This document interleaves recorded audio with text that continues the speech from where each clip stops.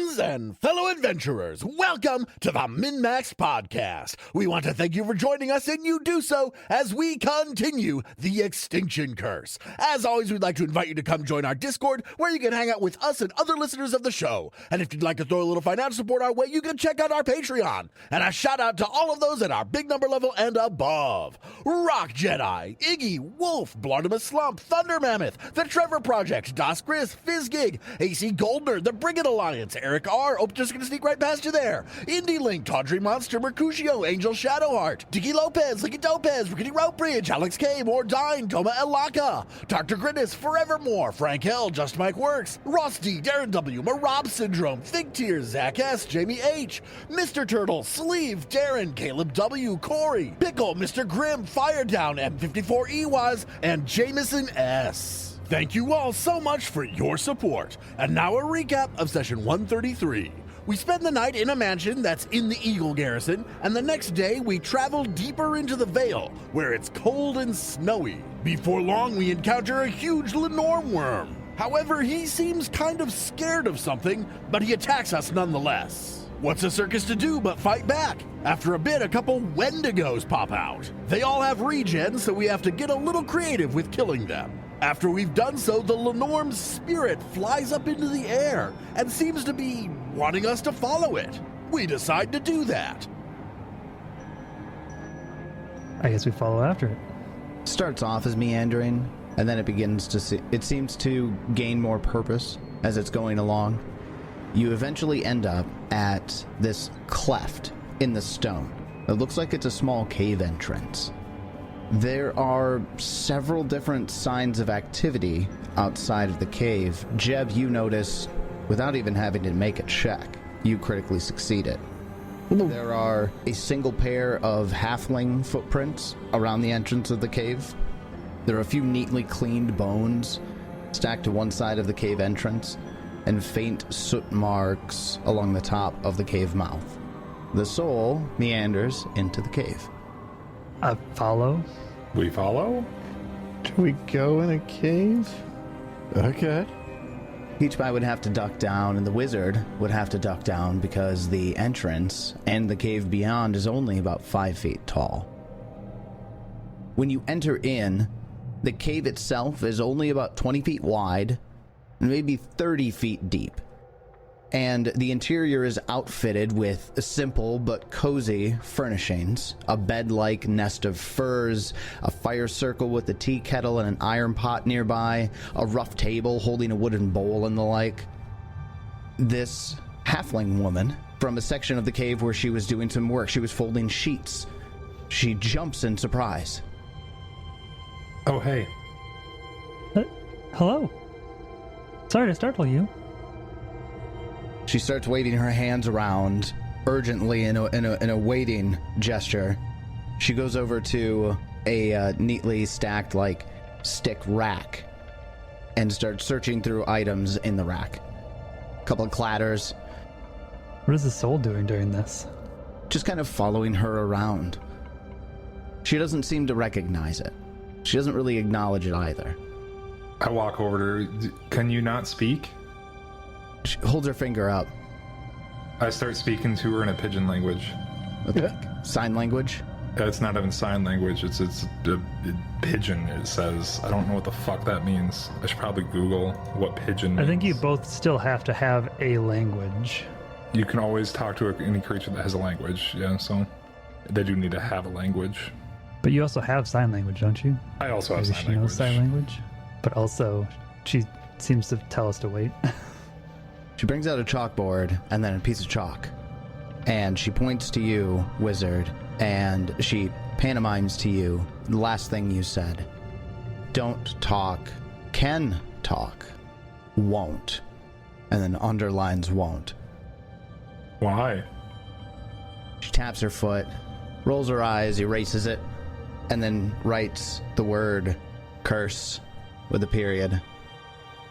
Oh, can someone remove the curse from her? She's got a curse on her, I guess. I think I ended up with that. Yeah. Right? She erases the word cursed, and then writes, what else is with you?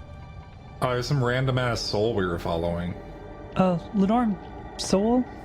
But it brought us to you. She pauses. It's right there, don't you see it? She looks at each of you, and then she turns to look at the soul. Her eyes go wide. And then she writes quickly, hastily, a Linorm, question mark? Yes. She falls to her knees, and she begins to cry. Oh, is that Linorm your friend? Shit. Guys, I think we killed her friend. Oh my. It was acting rather strangely, wasn't it? Wait, hold It up. did attack us. Is this a sad cry or is this a happy cry? No, it's a sad cry. Okay, yeah, it was her friend. Do you want us to remove this curse? It's a quiet weep. Moonlight starts rummaging for the wand in their bag, in their sleeves. Or their shadow. That's what it was, in their shadow. Shadow. Meanwhile, the soul is slowly, rotating around the halfling, mournfully. Can we put it in a new body? I try to, touch the soul and, poke it. Can I touch it? It doesn't react to you. So me just poking it doesn't do anything? No. Guys, do you think we could, reincarnate or resurrect a Linorm? Oh, actually, let's reincarnate a Linorm. That could be funny.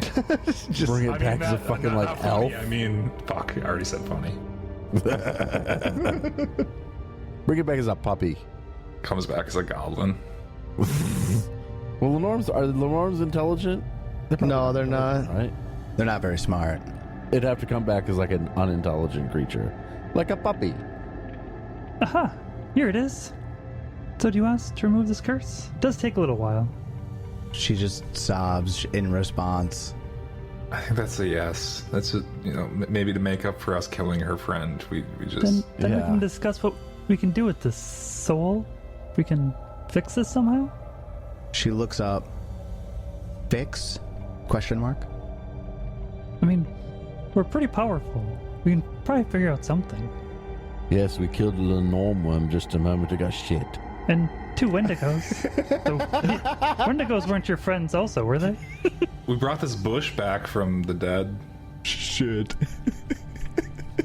David, that was well done. Hero point. Take a hero point for that one. That was fun. Thank you. Yes, thank you. She stands up, sniffles, wipes a tear from her eye. She writes down, "At what cost?" Question mark. I don't know. What level was your friend? You're paying for the Standard cost. Linorm level? Not our fault they got in our fucking way. Attacked us. Literally attacked us. I was trying to talk to him and be nice, and it was just kind of a dick to us. Your friend was a bit of a dick. Too bad we don't have Wurmples with us. Would you like a Wurmples? We're not giving away Wurmples. We're keeping Wurmples. She points to the "at what cost" again. Well, we can remove the curse for free. This would make this all a lot easier.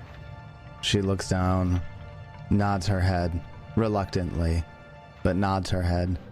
It's gonna take 10 minutes. You know what? Diplomacy check. Do a diplomacy check for me. I hope you're good at this. I'm not. Well, I'm good if I roll better than a 2. I need to use my fucking hero point. This is what I use my hero points on, so I guess this is what I use my hero points on. Slightly better, 36. A 36 is what you needed. So that was a well-spent hero point. She nods her head and allows you to cast the spell on her. She trusts you. While Moonlight's doing that, I'm gonna cast Prestidigitation on this dirty ass halfling. You're such a dick. I don't call her. I don't say that to her. That was out of character. She's fucking I dirty. feel you, but though. She is. She She is. She cocks her head at you as you're casting the spell on her, and then she looks down at the parts of her that haven't been cleaned. She just shrugs. I mean, if we want to have like a civilized conversation, 1, you gotta speak. 2, you gotta look like you're not a fucking hobo. She's got sticks and thorns intertwined through her hair, dirt scrubbed on her face. Not poorly made clothing, but dirty clothing. 46 counteract check from a level 9 remove curse. A 46 is a critical success. So, I don't know what that means. I don't have counteract memorized. It's okay. I don't think it makes a big enough difference here because I know. I mean, as long as it's not a level 9 spell or level 10 thing, it doesn't make it. it's an 18th level effect, so you're fine. After the spell is cast, and she gets cleaned up by the wizard. I mean, he has 10 minutes. Can clean up a lot. I think I needed some assistance. I'm just going to cast a level 1 Unseen Servant to assist me in cleaning. They can be the one to pick the sticks and twigs and shit out. Scrub the toes and... hello! My name's Malba. My name's Moonlight. Hello, Mulba. I take it this Linorm was your pet or friend or something? We were friends. Yes, we were friends. But very, very good friends. I'm sorry we killed it. I don't understand why. It did attack us. Yeah, I thought I told you he was kind of being a dick. At least it charged at us, which we took as a sign of aggression. I tried to talk to it. It's a very dangerous place around here. Did he say anything to you? I think the wizard already forgot because Ted forgot. I think he said something about us not coming this way, but like he's dead, so we came this way. I don't remember much else other than that. I told him we wouldn't go that way, and then like that's when he started being a dick and came after us. Even then, when we were backing away to like not come this way, he came and attacked us. Not our fault. I see. Is the spirit still like hovering around? Yeah, hovering around her. Peach Pie has religion, right? Peach Pie has religion, yes. I'm gonna keep trying to poke at it. Can I make any type of check on it? Yeah, you want to, you can. Go ahead and give me a religion check. Anyone who wants to make a religion check. Do animal souls go to Pharasma? Or just human? I'm not sure what I'm asking. People's souls? Intelligent creatures, all intelligent creatures, including dragons. I know that for sure. It's in a book. Moonlight certainly does not know that. The wizard got a 52 to investigate this thing as he's sticking his fingers inside of it. Peach Pie rolled a natural 1, so we won't worry about that. Wizard, you're not entirely certain. Like a relatively unintelligent creature, the intelligence of a creature varies. The wizard is fully aware that some intelligent creatures, or some non-intelligent creatures, there are examples of in nature occasionally those unintelligent creatures gaining intelligence or being more intelligent than most of their kin. It's possible the Linorm was intelligent enough to have a soul. But now you're thinking about it. You're thinking about the interaction that you had with the Linorm and Draconic. With this information, now that you're really taking a moment to take this in, because if Moonlight says it's a soul, it's a soul. Give me a perception check. 35. Hero point. This happened to me last week too, didn't it? 2 sessions in a row. Yeah, you're garbage at hero points. Yeah. Can I get my hero point back for it just being complete trash? That's actually, I think it's something they eroded. Actually, We call that pity point. It's a pity feel point. really bad when it just comes back. I used 2 last week and it was fucking terrible. I'm pretty sure it was roughly the same thing. You got the same roll on both. Yeah, the first one you rolled the same thing twice. Like I rolled like a 4, yeah, and then rolled it again. Well, yeah, and you used your your fortune ability thing. Yeah, I did that, and I did the same thing, I think. Like, dude, my rolls have just been shit lately. Except for Arcana checks. I can always count on my Arcana checks. That is the one thing that you seem to You know the thing you have a plus 37 at. No big deal. Even if I roll a 4, I'm doing well. So, you know that the Wendigos have ways of turning mortal intelligent creatures into Wendigos. Mm-hmm. You're not entirely certain if that had anything to do with the Linorm or any sort of, like, if the Wendigos had some sort of control over the Linorm, but it's no coincidence that they were both there at the same time. Did your Linorm friend have Wendigo friends? What? Wendigo friends? I know of the Wendigos. There's 2 with him. There's 4. Maybe 5? Well, now there's 2, maybe 3 now, because I disintegrated 2 of them. Well done. Wait. You killed the Linorm and the Wendigos at the same time? I mean, we kind of killed your friend rather quickly. He was kind of a little bitch. Jesus. And one of the Wendigos was put into a maze. Yeah. Kind of took it out of the equation for a while. He really struggled to find his way out, too. It's funny. We told you we're kind of powerful. Very powerful. Look at how colorful I adventurous. am. That's how powerful I am. Color indicates power. A rainbow. He's always been that colorful, so... Oh. I've always been this powerful. Yeah. He hasn't. I look at the whiz and I like flinch with my hammer a little bit. Oh, fuck. Well, you're a strange mixture of folks. Oh, we're also a circus. A circus? Would you like Yes. to join the circus now that In you're the clean? mountains? Show me don't that tell stat block. Character had a. Oh no! Why is there a circus in the mountains? I don't know anymore. We're here to destroy the We're world. trying to reach a wider audience. Destroy them. We say all that all at the same time. I'm so confused. He means we're here to save the Isles. Save them from what? An extinction curse. Aroden? From Aroden's Book drop. waning influence. Okay.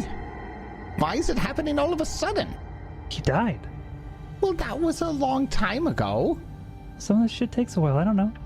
Why now? The writers couldn't come up with anything till now. What do you want from us? Well, I just want... Sorry, you just come up here saying that you're coming to save the world, and I don't know why or how.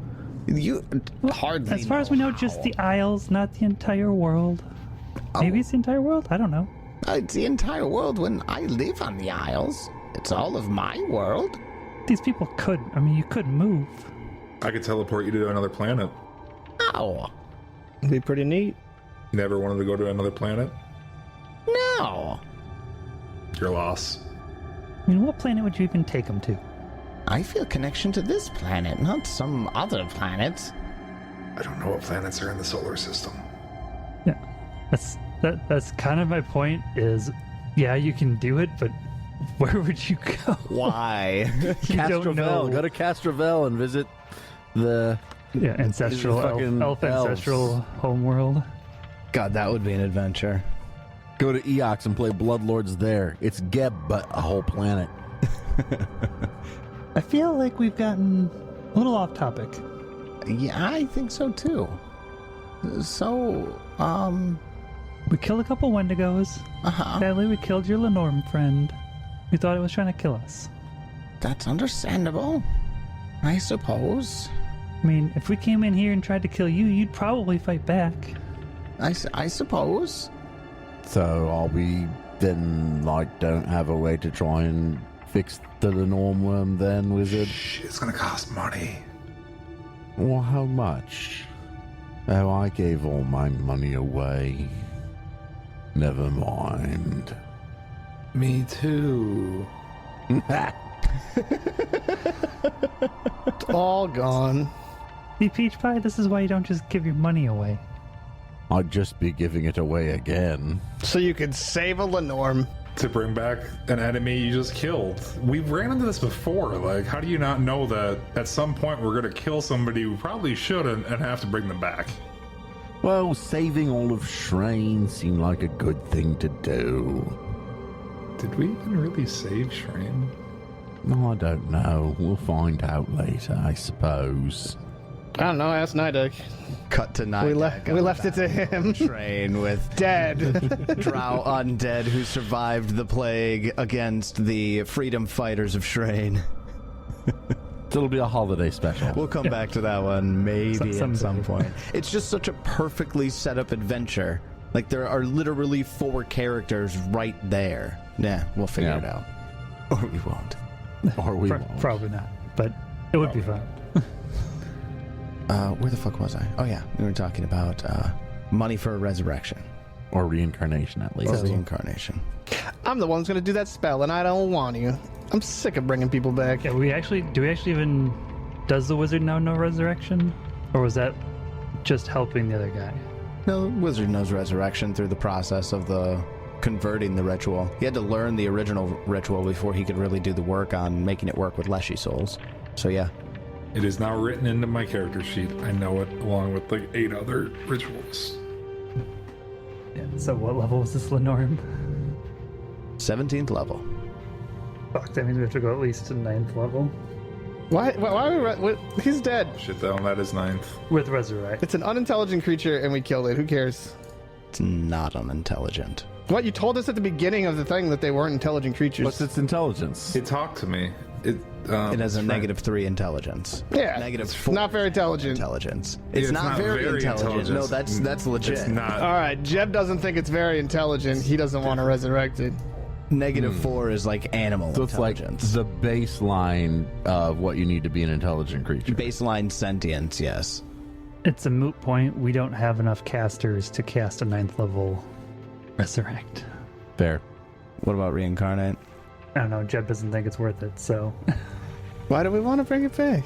he just made his point pretty. Because we feel bad. I don't feel bad at all. I mean, quite honestly, Moonlight doesn't really care. The Wiz doesn't care as long as it's not out of his pocket. 25 gold times its level. You said it was level 17? Did it have to be an 8th level reincarnate? Oh, yeah, I'm looking at base 300 gold times its two. level. What, like 5,100? 5,100. Swoldago, interestingly, was carrying 3 gold? 3 large pink topazes that are in your inventory. Because I'm pretty sure you would have just looted them. I mean, I disintegrated them, so their loot just fell on the ground. Yeah. And at that point, it's just a scoop for the wizard. Yeah. It's not even looting, it's just picking shit up off the ground. But yes, each of those large pink topazes are worth 2,000 gold. Well, there we go. Technically, we need rare herbs worth 5,100. Well, I got some rare herbs on me. Sadly, I wasn't even completely joking. I actually have rare incense. And Incense is frequently made out of herbs. I also have ritual components, which are gemstones, rare oils, and other ritual components. Shit, the wizard can make this work. I got a bunch of shit on me. Like, what you need? Just the requirements of the ritual. 5,100 gold. I need 7 fire blossoms, 3 hemlocks, and at least... Just get rid of the large pink topaz and just leave like 900 gold in the party loot. Then we just need, 3 casters. A primary and 2 secondaries. Occultism and religion. Malba's a high-level druid. Get out of here, lady. Could reincarnate herself, probably. She can't. She doesn't know the ritual. Well, she can learn it. Yeah, I don't want to deal with it, so I'll teach it to her. Look here, Mulba, I'm dreadfully sorry about what happened to your friend, but I'm sure that we'll be able to take care of it, Bernard says, and turns around the room looking at each member of the Circus of Wayward Wonders in turn. Yeah, let's do it. I've been wanting to reincarnate this Linorm ever since we killed it. You guys are awful. Then you gather the material components that you need for the reincarnate ritual.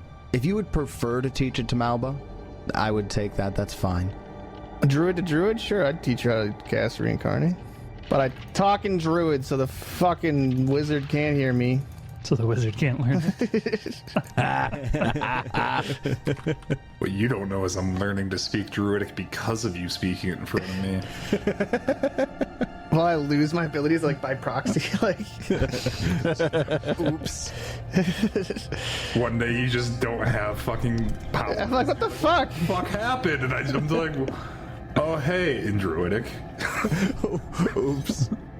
Who's our primary caster? Is it going to be Malba or is it going to be Jeb? I mean, what is their nature?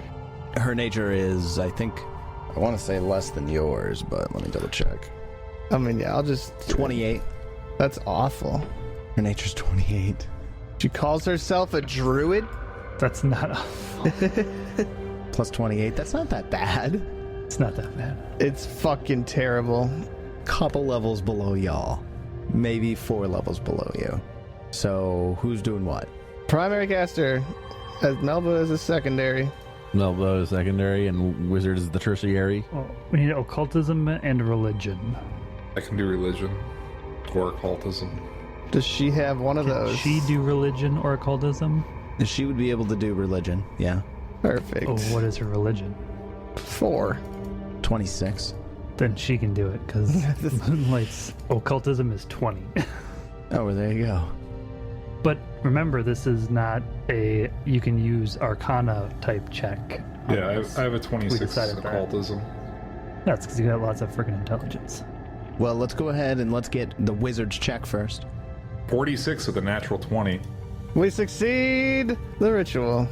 That gives a bonus to the primary caster, correct? I believe so. I'm looking at the rules on it again.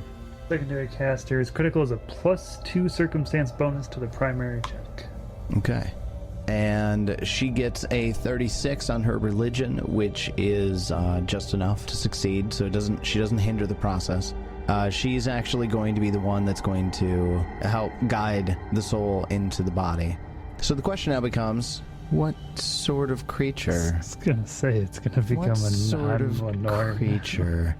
Have to consider a handful of things, I think, but I'm like, yo, how do we do this? Human. Well, let's see Jeb's roll quick too, just to see if we even succeed. That's a good point. What do you think I am? Remember, watch you roll nat 1. Make your nature check. 50. Or I'm gonna watch you roll a fucking 50 plus the bonus from me, and you get like a 52. Yup.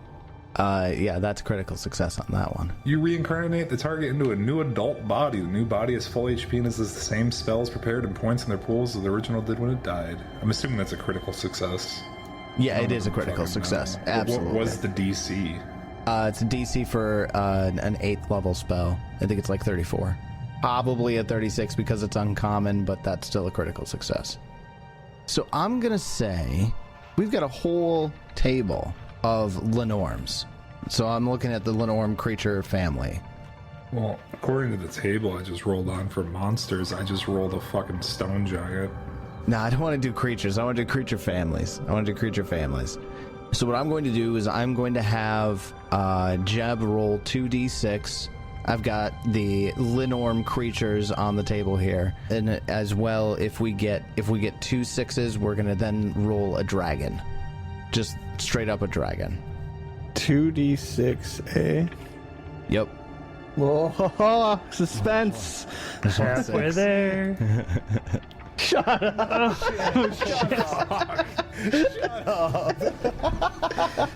We got ourselves a dragon. Oh I gotta man. look at new families. Oh man. Okay, now we gotta look at the the dragon family. Goodness. So many. Somebody roll a d20. Jeb. 9. Okay, what do we got? That's forest dragon.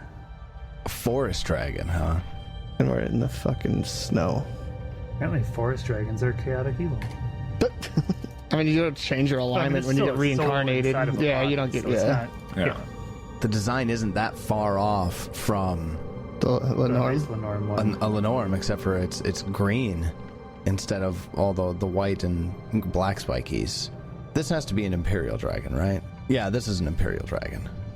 So throughout the ritual, as Jeb is leading the growing of the body, this turn happens, and Jeb, of course, having such an affinity with the element of the wood element in his experience as a druid and a tracker, it begins to take a different shape. Oh fuck, oh fuck, oh fuck. And it elongates and it gets larger. Instead of sprouting white scales with black horns, it is wreathed in bright forest green scales. It has a mane that comes off of its head, and the horns that it had turn into almost antlers out of its skull, and 2 long whiskers flank its nose. And at the end of the ritual, the Linorm is reincarnated into a forest dragon. What the fuck? I found a picture of a forest dragon. Yeah, they look pretty cool. There's one on the wiki. Yeah, there's one in archives too. That's That the, It's a very Eastern dragon. It's Imperial. yeah, the Imperial dragons are very Eastern in design. Yeah. Cool. And as soon as Malba guides this soul into the dragon, it almost seems to, like, the soul warms, that bright blue icy flame that was there turns this, soft red and then eases into a verdant green as it spreads itself throughout this newly formed body that Jebediah has in front of it. As it changes colors, this section of the soul, almost like it molts its icy exterior and hits the cave ground, and it does this boop and forms up into a small, icy, floating ball. And it just hovers there, spinning on an axis. Could I get that bloop one more time? Bloop. There we go. Perfect. Like a water splashing almost. Oh. In case you didn't get that from the blue. Malba immediately goes in to hug the now forest dragon, and we all need to give a DC for a freaking Fear check? Yeah. frightful aura. Let's kill it and get more XP. Because Linorm Dragon XP farm. It only costs, Is experience worth 6K? Let's keep going. It costs 5,100 gold to reincarnate it every time. They have a moment together. Awkward. And wouldn't you know it, She's a Linorm too. she transforms into an ice Linorm, and then they fly off into the sunset. No, that doesn't happen. Darn it. Wow. I'm so glad you're back, she cries to it. After the whole time has passed, it's probably pretty late in the evening. Malba offers the cave to you to stay in if you would like to. The Linorm just kind of has its tail end sticking out of the cave, but it's going to have to squeeze to get out. God, I wonder if it can wrap up in here. 20 foot by 30 foot. Good God, the dragon takes up most of the cave. I mean, Imperial dragons can change shape. Oh, they can.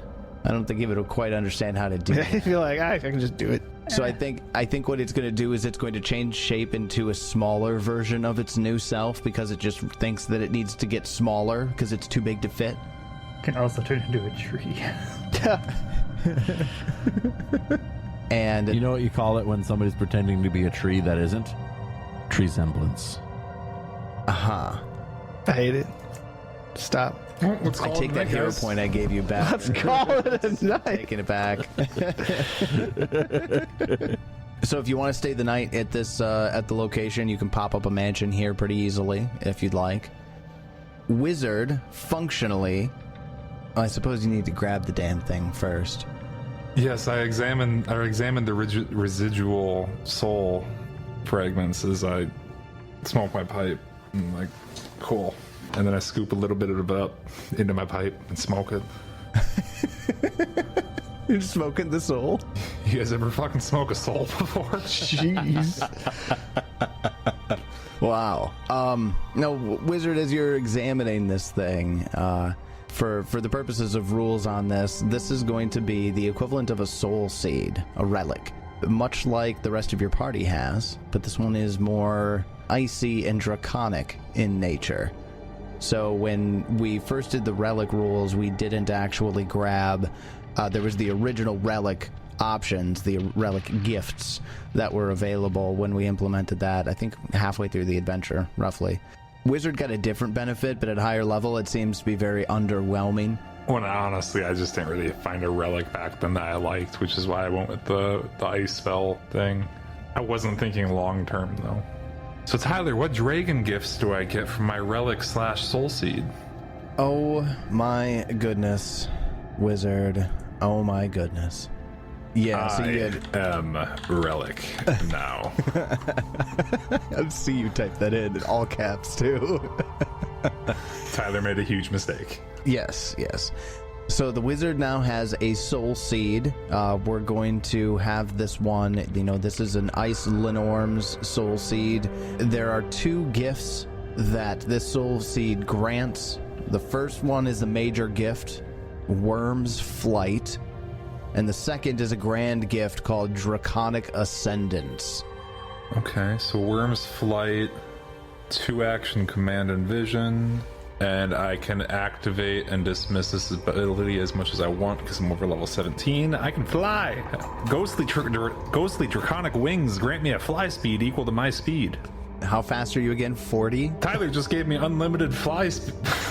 40 feet. Well, you could stop, prepare, and fly now, right? Yep. And then Draconic Ascendance, another 2-action, once per hour. I can cast 8th level Dragon Form. It does have to be the Dragon Form corresponding to the Soul Seed's Draconic origin, so I'm assuming white? White because of the ice. Yeah. I think there's another ice one, but I think white's the one I kind of used more frequently when I was doing Dragon Forms before. I was going to say canonically in the game, yeah, that makes more sense. I want to say there was a chromatic one I was using, I tried using once. I don't remember. Oh, silver? something like that. Yeah, but chromatic dragons are kind of douchebags, if I remember correctly. Wait, are chromatic the good ones? Metallic are the good ones. The chromatic are Chromatic are evil, metallic are good. Oh, that works. Yeah. So I can turn into a white dragon once an hour. Sweet! So we can see more Dragon Wizard in the near future. The fly thing's not that overpowered. Sprite gets permanent fly at level 17. There's a lot of ancestries that can take fly. So is it a permanent flight, basically? I'd have to activate it or dismiss it. So I guess if I technically activate it at the start of the day, there's no duration. You could just have ghostly dragon wings. Because it lasts for 10 minutes or until I dismiss the effect. No. Oh, no, it does say unlimited duration for 17th level and above. There you go. So technically, I could just always have draconic white wings behind me. Are they ghostly, you said? They are ghostly, so they're not like actual physical wings. They're ghostly white wings behind me. Wizard got his soul seed. You staying in Malba's cave for the night? Well, the mansion door is. Mansion up, yeah. Mansion's in Malba's cave. As you're hanging out with Malba and I invite them in as well, so the dragon. It's probably big enough for the dragon to actually be in their full form as well. It would be. And they don't really have the control. Is the door big enough, though? How big is the portal door? 10 feet tall, 5 feet wide, I think. Well, no, he has to change shape to get in and out anyways of the cave. Yeah. So you guys are going where? It is an extra dimensional space that is very comfortable. Oh, no, for the sleeping. I get that. But when you're done, where are you going? Why are you here? You mentioned saving the island, but... Aroden something or other. I think we're supposed to find like 12 statues. Pass some tests. Yes, the Veil of Aroden, I think. Well, I don't know the name. But you're going up this path, it looks like. Right. Yes. Well, speaking of which, I got a fucking bone to pick with this Linorm. First off, Linorm, Forest Dragon, what's your name?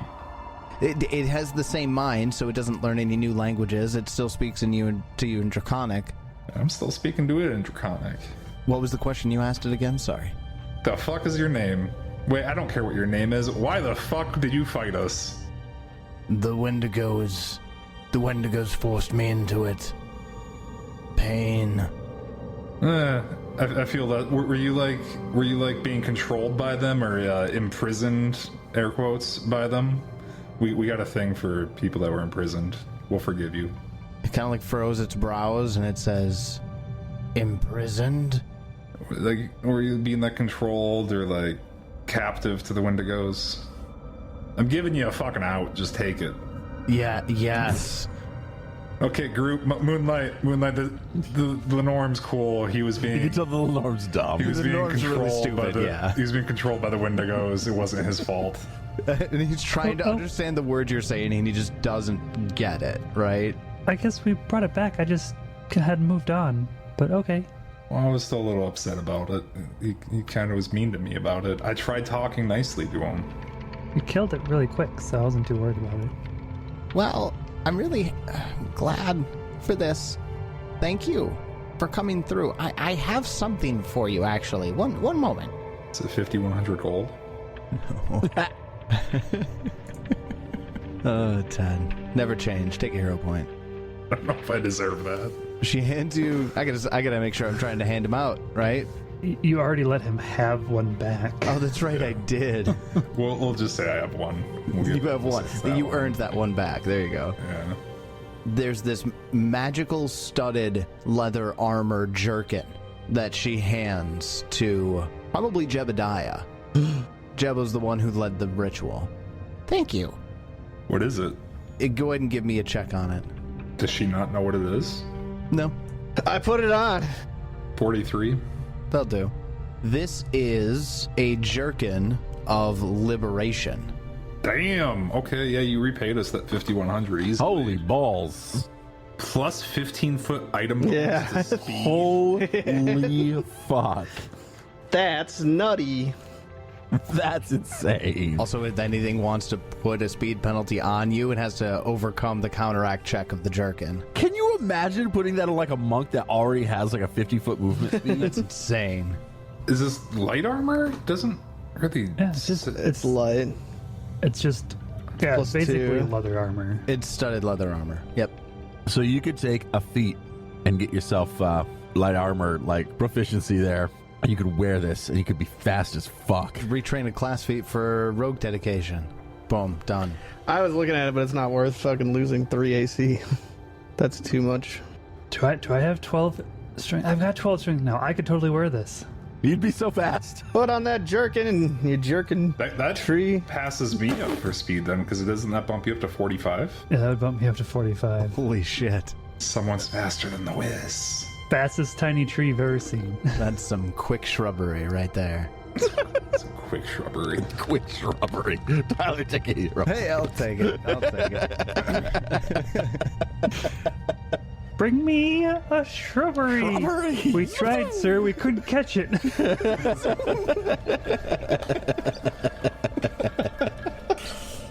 Whew.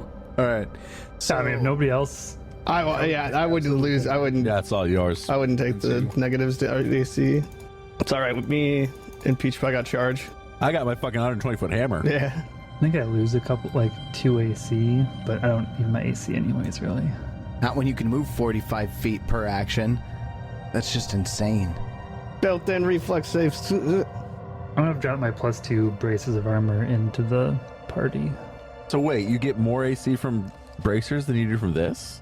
Yes, that makes Well, sense. because I took the rogue dedication, I'm only trained in light armor, whereas because we're a 17th, I'm expert in unarmored. Oh, I see. That makes sense.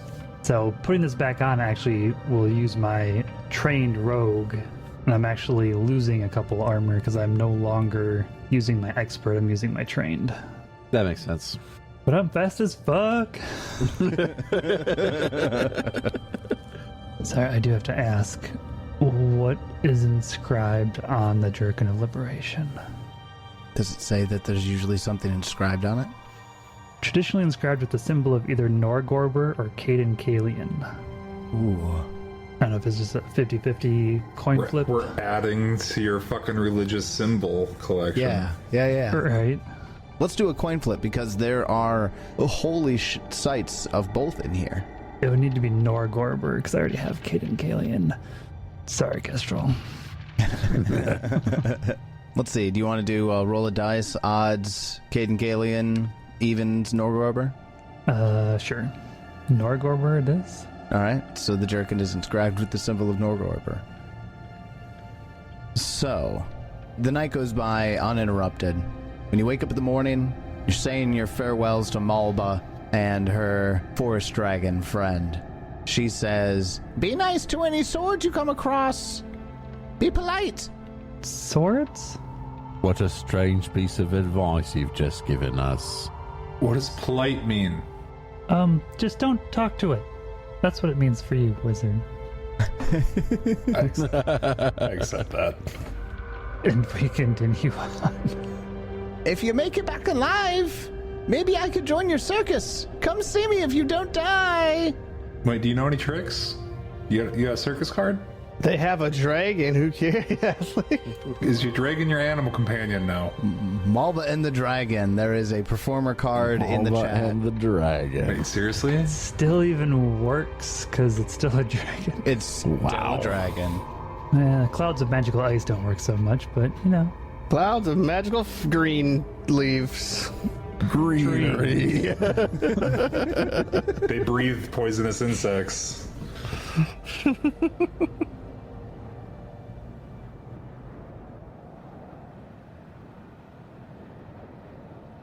So you continue on your way down the path, really up. There is at least a day that passes of travel. About 8 hours worth of travel. You're real close to coming to the stop, a stop for the day to put up camp. However, you're doing a lot of upward movement now. And the altitude is getting a little difficult. You don't necessarily need to make any saves, but you can feel it. When you drive up into the mountains and you feel that little shallowness of the breath as you're getting used to the higher altitude, you're feeling that. I just had the random thought that I might be over the limit for investing in items. God, 10 items is so fucking many magical items. It is, but We're level 18, I'm at 7, and I have so much stupid shit I'm invested into that I don't even use. Like, how the fuck do you hit 10 items? Pretty sure I counted on Moonlight one time when I was at like 8. But that included like the Moonstone diadem that does absolutely nothing for me. I included that one as well. I'm at 7 right now. And I was just like, what? Like, I got 3 more stupid items I could get. Jeb, as you're taking everybody through, you see something ahead. Give me a perception check. What could it be? 46. Jeb, you see ahead what looks to be the crumbling remains of a stone structure that kind of poke up from the drifting snow. The roof and the doors of the small building are long gone, but engraved sword motifs along the walls remain fairly visible despite their age. A gleam of silver shines from a pedestal at the structure's center. Sounds kind of pretty. We go closer. As you're getting closer, you see something else, not in the structure or right next to it, but off past the structure a little bit on the trail, is a shape that you have seen now on your trip.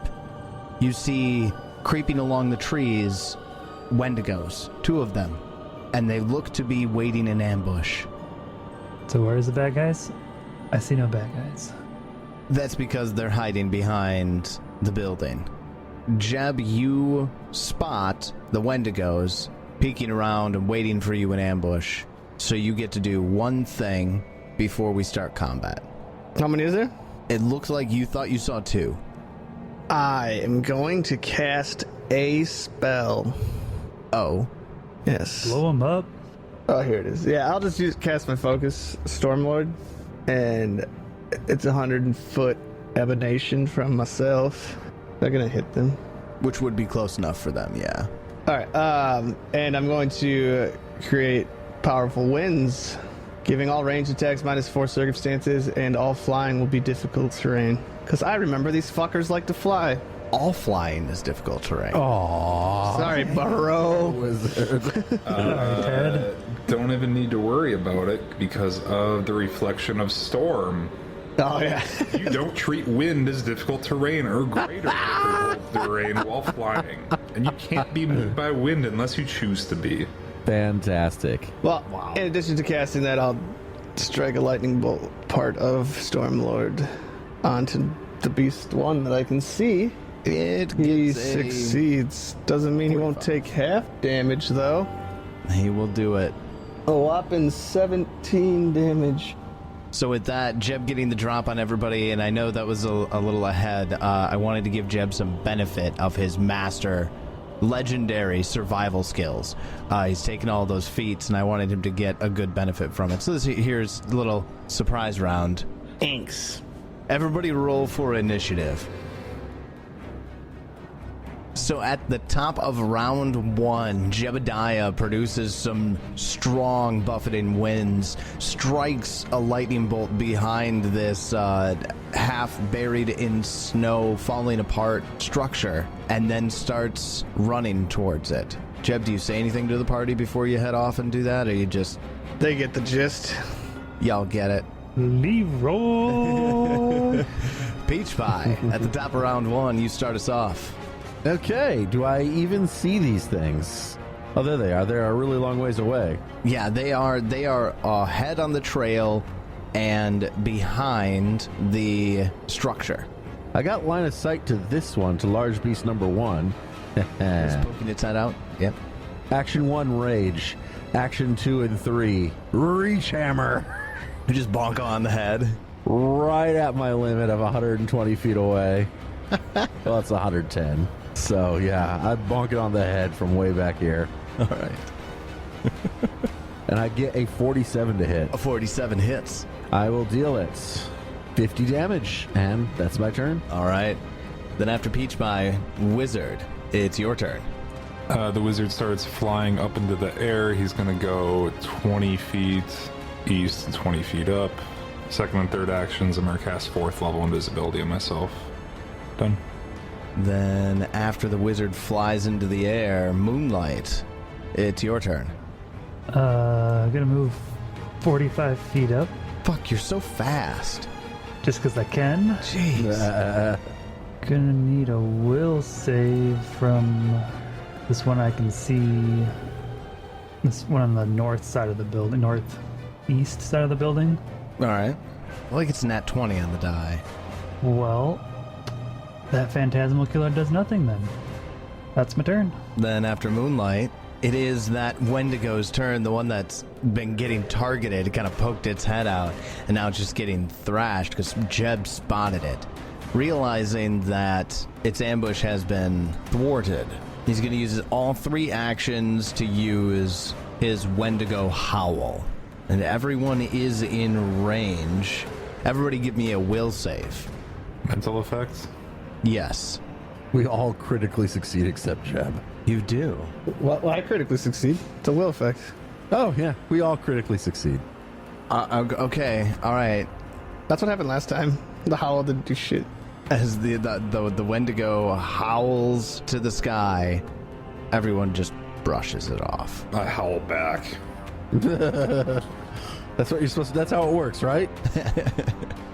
All right, then after that one, a second Wendigo moves out, or really tries to. Is it difficult terrain, Jebediah, or greater difficult terrain to fly? Just difficult. Just difficult. So the Wendigo has a fly speed of 100 feet, so it can still go 50. That other one, is it the howl, all 3 actions? It is. Wendigo number 2 is going to use all 3 actions to howl as well. How big was its range? It's Say 120. It's 120. Yep. Oh, okay. No, I take that back. It's a mile. Mile? Everything within a mile? That can be heard up to Wow. a mile away. It's a bit of a difference from 120. Yeah. So literally every single creature is now like frightened. 120 makes a difference when you critically fail. Because if you critically fail and you're within 120 feet, something happens. Which we are all within 120. Correct. All right, so much like the other one, let's go ahead and get a will save from everyone. Motherfucker, I use one of my hero points. There, thank It's God. obviously not a very high check. Yeah, that's why I don't want to fail it. I don't want to deal with I only failing. got a 38 and I critically succeed. I mean, I got a success. I mean, you rolled a 6 on the die and you got a success. Which, of course, turns into the whole critical success thing, you know. You're making me waste all my good rolls, Tyler. Apparently. All right, well, both of them get their howls off, and neither of them affect you in any way, shape, or form. You're all immune to both of these Wendigo's howls for the next 24 hours. Which takes us over to the bottom of round 1. Jeb, it's your turn. Heck yeah. A third Wendigo. God damn it. A third Wendigo. Am I supposed to, like, is the map correct? Can I only see this one? Yeah. Okay. I want to see more of them, so I'm going to move. Oh, I spotted another one. Oh, sorry. Reflex save on the same one I saw earlier. Reflex. All right. Gets a 36. Effortless conversation. I just talked to him. That's a feat neither one of us has, Spencer. 40 damage from that. I'll move 30 feet more east, and I remember the grab, so I'm not going to get close quite yet. I'll target both of them with a slow. Dropping the slow bomb. All right, so will saves coming in. They both get a success, a 42 and a 40. So they are both just slowed. Slowed one for one. One for 1 round, yep. Got it. And that's all I got. And after Jebediah, that takes us to the top of round 2. Peach Pie, it's your turn. I should start moving closer. Ugh, I'm so slow. I move up to just behind Moonlight, 30 feet up, and I will again use my second and third actions. Wait, no, how far away is he? Yeah, he's just so damn far away. I'll use my second and third actions again to smack him with my hammer from range. Oh, 41 still hits. Bop him again, and it hits. I'll deal him 49 damage. For some reason, the visual of a Peach Pie hiding behind Moonlight, because you're right behind Moonlight, and just like with the extendable hammer is just hilarious to me. Very silly. Wizard, it's your turn. Wizard starts getting closer. He's still 20 feet up. And then, so one move action, and then he will drop a fireball. Wendigos hate fireballs. Reflex saves. All right, we get a 49 and a 46 from both of them. Yeah, this is a 6th level fireball, so it's going to be a 12d6. Those are both saves. The 49 is not a critical success, it's just a regular success. I drop a solid 38 damage. So with the success, that's only going to be, 19? So here's the fun part. Because of the weakness, add the weakness onto the half damage, you get 34 damage to them. So almost full damage. I'll take 34 apiece on a 6th level spell.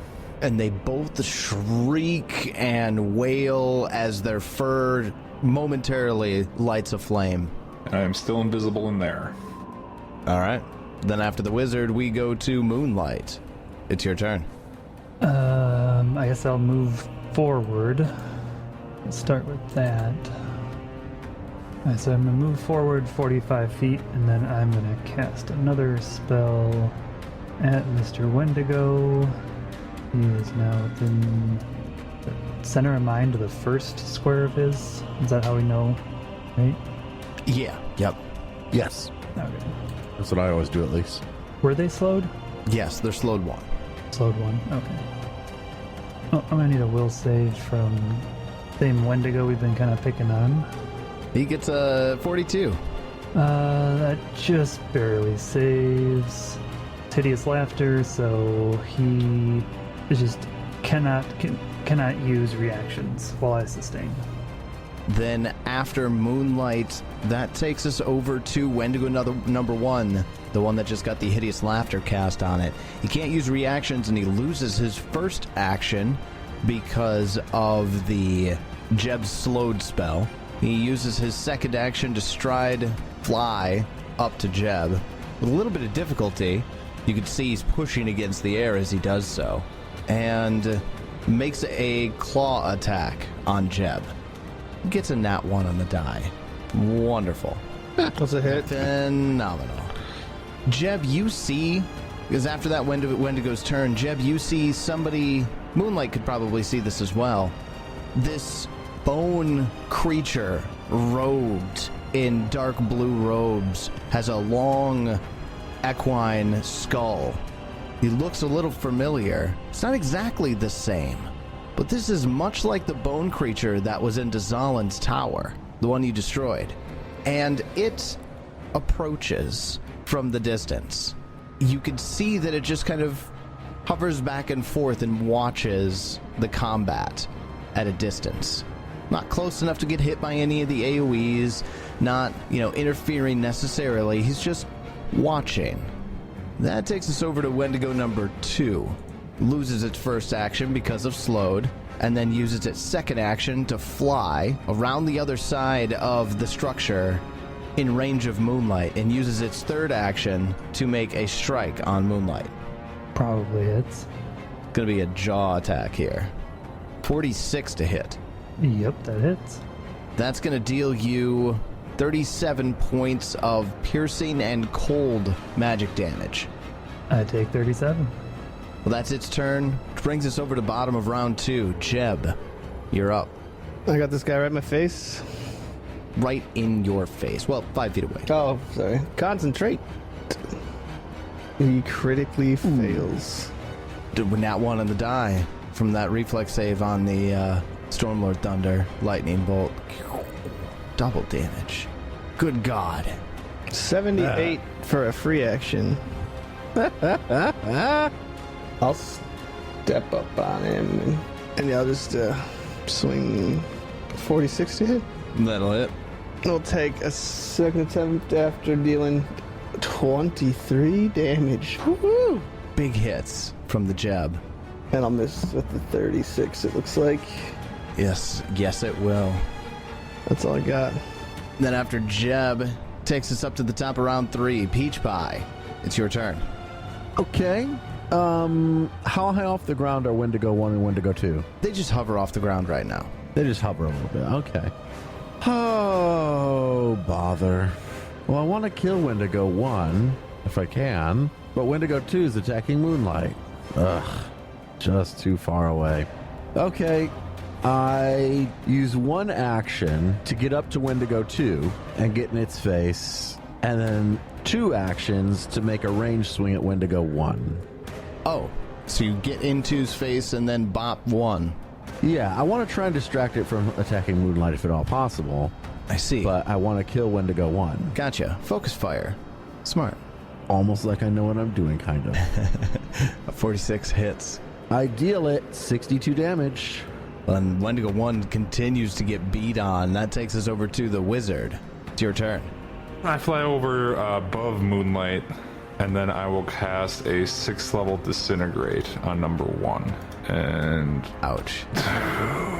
These 4s. Hero point. 41 to hit. Hey, that'll do it. 41 hits. Fortitude save. We gets a 42.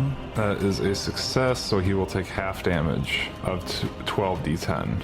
And he had 22 hit points left. And half damage is 33. So you overcome it by 11. He is dust. He is dust. Then the Wendigo into a cloud of dust that just blows away in the heavy winds that are being created by Jebediah. Then after the wizard reduces 1 to dust, Moonlight, it's your turn.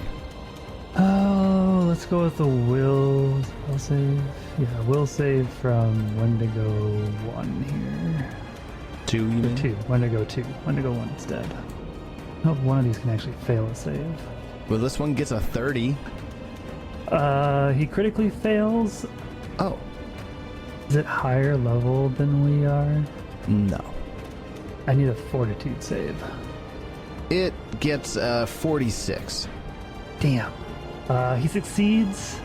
Succeeds at its save. It is frightened 4 and cannot reduce its value below 1 for 1 minute.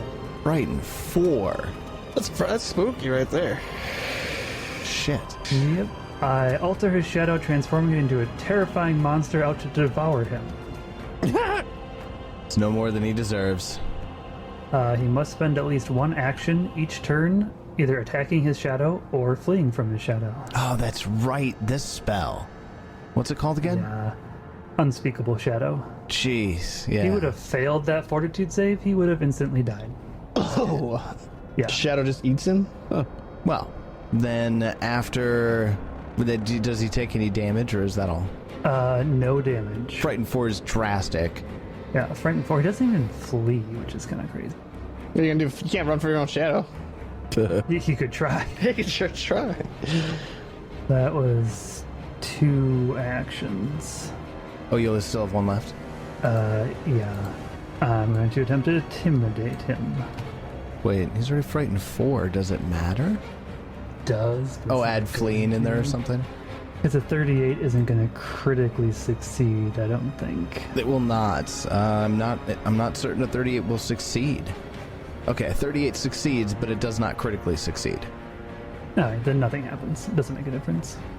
It was scared to death, so I could have tried to kill him again. Got it. If he would have critically succeeded and not rolled a fucking 4. Trying to get them death effects in on these Wendigos so they I don't already used come my back. hero point. Damn it. I'm a stupid social encounter. All right, well then after Moonlight, that takes us over to the huge bone creature, which the wizard can kind of see clearly now. Kind of like gets interested, it would seem, at the Wendigo 1 perishing to the disintegrate. Just kind of gets a little closer, looks at you all, and then doesn't do anything else with the rest of its turn. Which takes us over to Wendigo number 2. Wendigo 2 has Peach Pie right on him, but Moonlight keeps casting these devastating spells on him. It needs to attack its shadow or flee. So this is a terrifying thing that it's come across because it's the terror in the winter night, not his own shadow. So he uses his first action to swipe at his shadow, completely fails. Looks at Peach Pie and uses a demoralize action against Peach Pie's will DC. Roars in Peach Pie's face. Does a 45 beat your will DC? It does. Is it a critical success? Not critically. Not critically. Okay. So Peach Pie... That happened to be because he's got a -4. It still would. Would it have critically succeeded, though? Oh, yes. On the dot it would have. Oh, would have. Really? Yeah. My will DC's 39. There's Moonlight saving you again. Very good. Peach Pie, you are now frightened 1. I don't buy it. You need to give me a perception check. Perception check. Okay, give me a perception check. Badly, 35. Okay. In the background, unbeknownst to Peach Pie, his having been demoralized or at least frightened a touch, taken aback, put on his heel by this Wendigo, triggers something in the area. And these whispers, these hissing whispers start erupting around this site. There's no way for you to prevent it because nobody caught it before it happened. But a haunt enters the initiative. Oh, yay. Our favorite thing. You eat haunts with your Bloodlord's character, right, Spencer? Yes, sir. Thank God. Thank God. Gobble that shit up. So the Wendigo becoming frightened didn't trigger it? No, non-Wendigo creatures. Had to be what triggered it. Everyone has a brief vision, a moment, where you see in front of you in the grounds the exact place that you're standing now in front of this abandoned way station. You see Swoldigo, that big Wendigo with the big muscles that you came across and killed a little bit earlier, standing in the way. And the camera pans to the side and you see behind the Wendigo, and then there's a Zolgath front, a clutch of Zolgaths right in front of the Wendigo. And the lead Zolgath just looks behind him, waves forward 2 fingers, and 4 Zolgath minions get pushed up to the front. And the leader Zolgath that's up in the front kicks the 4 down in front of the Wendigo and then spreads his arms wide as in offering them to the creature. Shortly afterwards, those 4 Zolgath minions are devoured by the Wendigo, and their bodies are turned into the 4 Wendigos that you've come across, and the Zolgath clutch is allowed to pass unmolested. And those 4 Zolgath souls, those 4 terrified creatures, are screaming in agony and despair. And on their turn, those 4 Zolgaths are going to start attacking y'all. But it is a haunt. Anyways, that was in the middle of Wendigo 2's turn. He uses his 3rd action to actually claw at Moonlight. Gets a 48 to hit. Yeah, that's a critical. It's a crit. Moonlight take 63 points of damage. That hurts.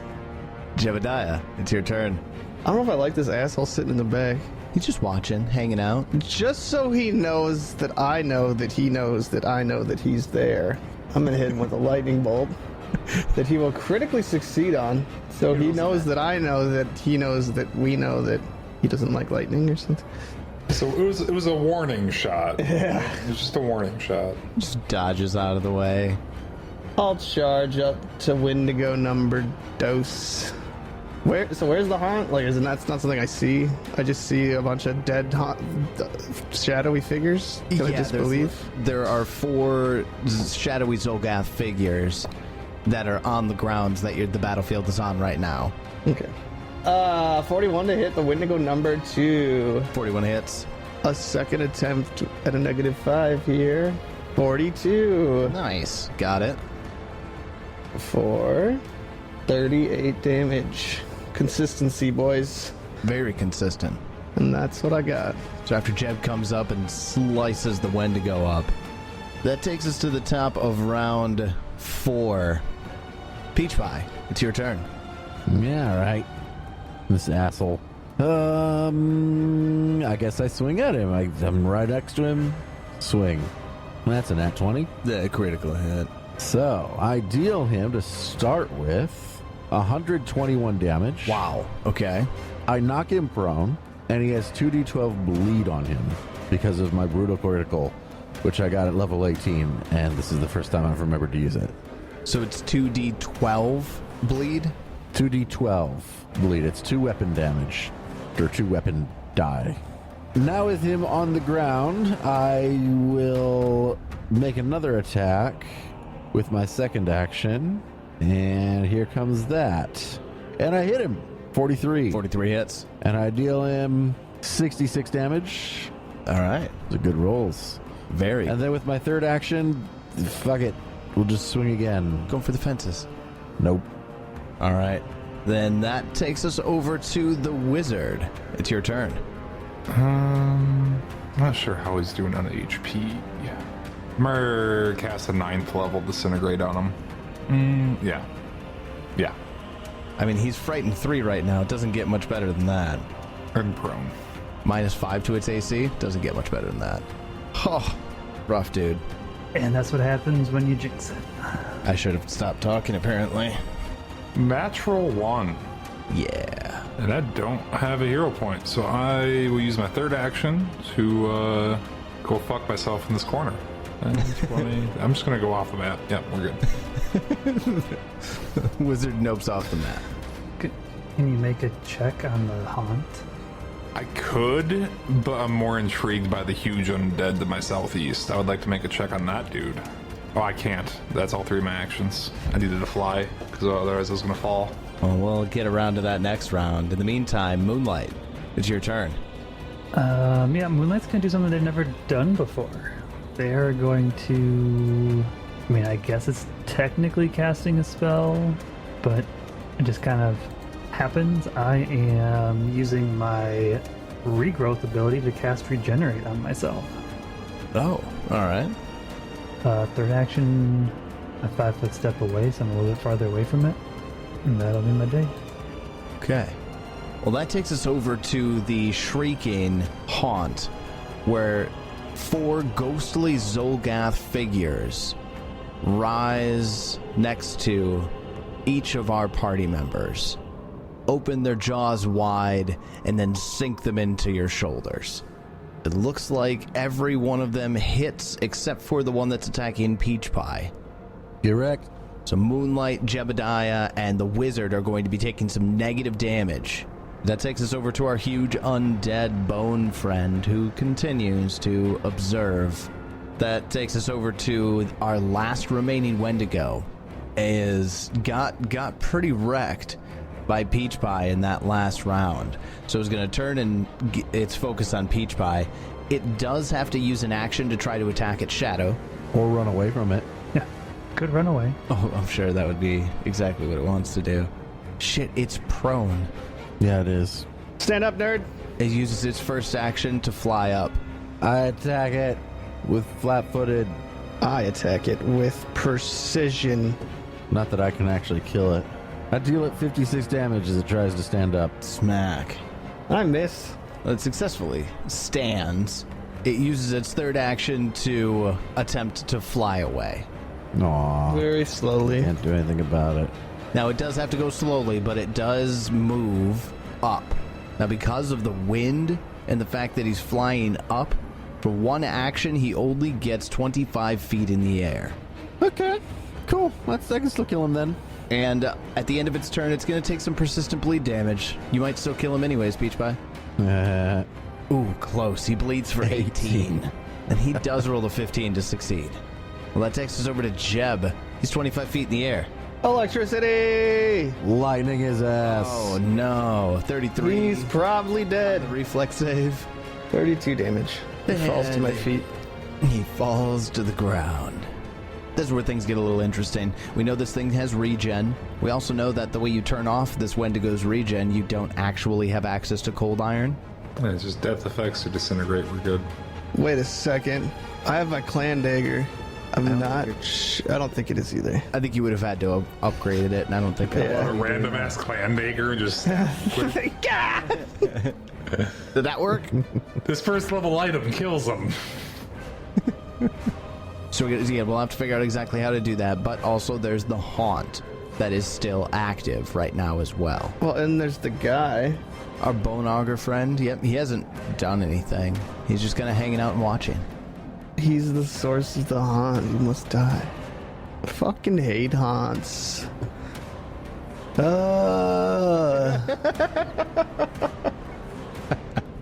you want to try to identify the haunt? Yes. Feline lore.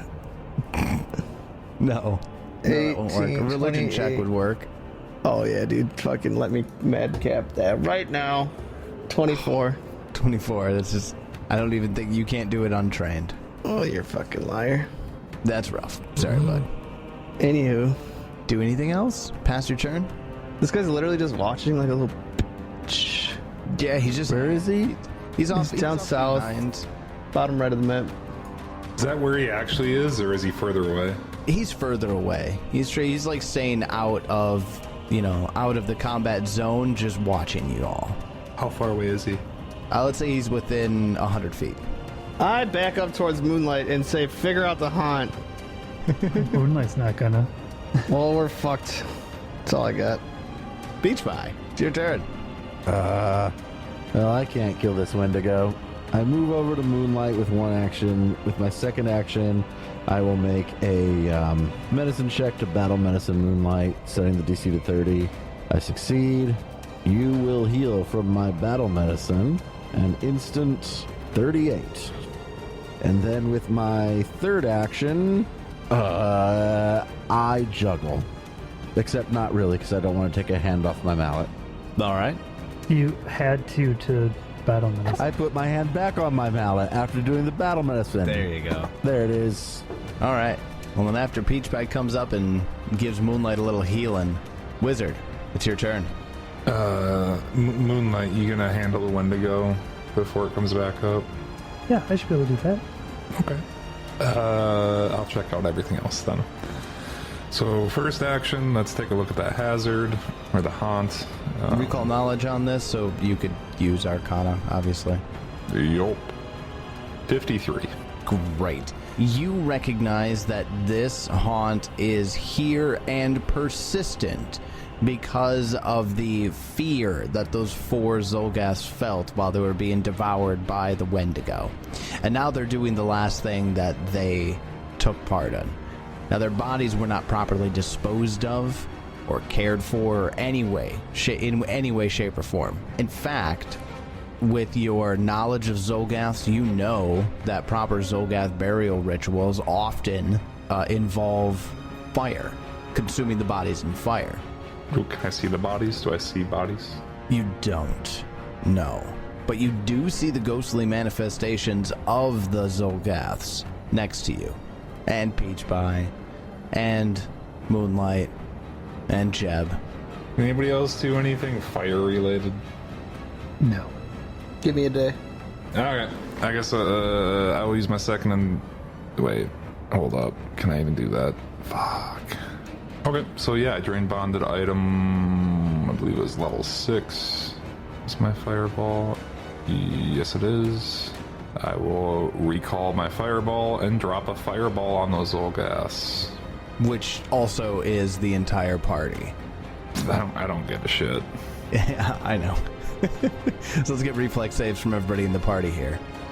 So bad at reflex saves. I missed a lot of this. Why am I being fireballed? Just take it. Oh, yeah. Taking it. 36, so let's see. Of your guys' saves, it looks like Peach Pie failed. Moonlight, you saved, and Jeb, you failed. So Partially. Peach Pie, you'll take 34, or I'm sorry, you'll take 36. Moonlight, you'll take 18, and Jeb, you'll take 18 as well. Or I'm sorry, 36 because you failed. I'll take 27. Thank you very much. Fire resistance, good for you. And the 4 Zolgath ghosts that are there, they raise their hands and seem to bask in the flames. And one of those 4 ghosts disappears. The other 3 remain. Fuck you. Well, they did succeed on your reflex save. Didn't quite deal enough Took damage. half damage. They did only take half damage. There's a portion of this hazard that's built exactly like a creature. Super interesting hazard. And if you'd like, you could technically target the ghosts. Yeah, and we're at the target them with produce flames if we're gonna have to keep doing this. Or I eclipse burst everyone. Sunburst. I mean, sunburst everyone. Well, then after the wizard fireballs the party and exhumes the spirit of one of the Zolgaths, that takes us over to Moonlight. It's your turn. Moonlight gets 15 hit points back from regenerate. I guess even though he's unconscious, I'm gonna do a Phantasmal Killer on Wendigo 2. We need a will save. Okay. If he fails, he takes 8d6 mental damage. It's all death. It's a death effect, so got the death trait, which means he automatically dies at 0. Phantasmal Killer has the death trait. Yes, it does. Okay. Well, it doesn't destroy the body, but the Wendigos, that cold blue light from behind its eyes fades away while it's laying on the ground. Random side note, I fell out of the air. Oh, you didn't fly last round. Yep. It was 20 feet up, so what's that, 10 damage? Yeah. Wizard hits the snow. Moonlight just moves further away from everybody so that they don't get, hopefully, fireballed. Because that hurt, and they're at 91 hit points. Moonlight, one of those 3 Zolgath, the ghosts that remains, is sticking to you. The one that was exhumed was the one on Peach Pie. So as you move, this ghost follows you. Good for it. Right in your square. Jeb, sunburst us! Alright, that takes us over to the Haunt. The Haunt's gonna do its routine. It's gonna bite all the party members that are being followed by the ghosts. So we got 3 of them here. And Jeb, Wiz, and Moonlight all get hit. And they each take negative damage from the Zolgath ghosts gnawing on their shoulders. Huge Undead creepily watches the combat. Wendigo 2 doesn't come back. He's totally dead. Jeb, it's your turn. I heard it. Hurt what? I heard it. Heard. Sunburst! The sunburst everyone. It's not gonna kill Moonlight, right? You ain't doing 71 damage with just the It's probably gonna kill me. They're not undead. fire. What is it, 10d10? Yeah. What is your save? 40. I'm so bad at reflexes. So 2 of the 3 ghosts failed, 1 succeeded. Oh, and they're ghosts? We might as well say they're fucking dead. Because they take 16d10. Dude, they had 4 hit points left. Oh, okay. They're done for. Right, of course, after everybody takes a bunch of sunburst damage. 47 damage. Just in case one's still bouncing around, here's No, you don't. more. No, There's some more than enough. Some holy damage. The 3 remaining Zolgaths, the Zolgath ghosts that have been following the party members, much like before with the fireball, raise their arms in exultation as their souls are sent on from this place, and their spirits are put to rest by being consumed in fire.